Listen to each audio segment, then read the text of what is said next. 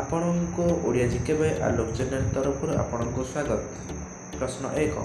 ସୌରମଣ୍ଡଳର ସବୁଠାରୁ ବୃହତ୍ତମ ଗ୍ରହର ନାମ କ'ଣ? ଏହାର ସଠିକ୍ ଉତ୍ତର ହେଉଛି ବୃହସ୍ପତି। ପ୍ରଶ୍ନ 2।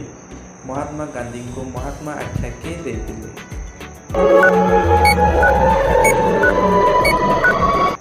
ଏହାର ସଠିକ୍ ଉତ୍ତର ହେଉଛି ରବୀନ୍ଦ୍ରନାଥ ଠାକୁର। ପ୍ରଶ୍ନ 3। କେଉଁ ଦେଶରେ 2ଟି ରାଷ୍ଟ୍ରପତି ହୋଇଥାନ୍ତି?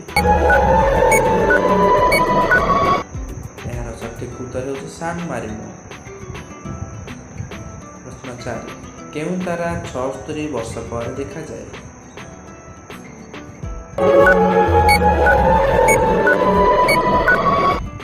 ଏହାର ସଠିକ୍ ଉତ୍ତର ହେଉଛି ଏଲି ନାମକ ଲଞ୍ଜା ତାରା। ପ୍ରଶ୍ନ 5। ପକ୍ଷୀମାନେ ସମୁଦ୍ର ପତନ ଠାରୁ କେତେ ମିଟର ଉଚ୍ଚକୁ ଉଡ଼ି ପାରନ୍ତି? ଏହାର ସଠିକ୍ ଉତ୍ତର ହେଉଛି 8848 ମିଟର।